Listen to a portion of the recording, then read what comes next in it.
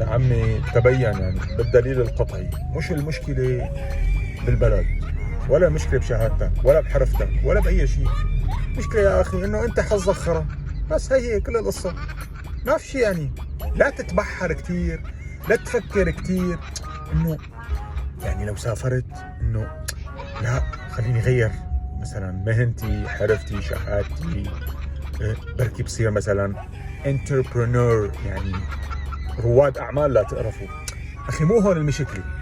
مشكلة انه انت بس حظك خرا، بس هي كل القصه يعني. ما تفكر كثير يعني انه ما وراء البحار وما وراء المحيطات وما بعرف شو من هون وهون. لا لا لا، بس يعني سمبل اند ايزي، يعني بكل بساطه انت زلمه حظك خرا، هي كل القصه.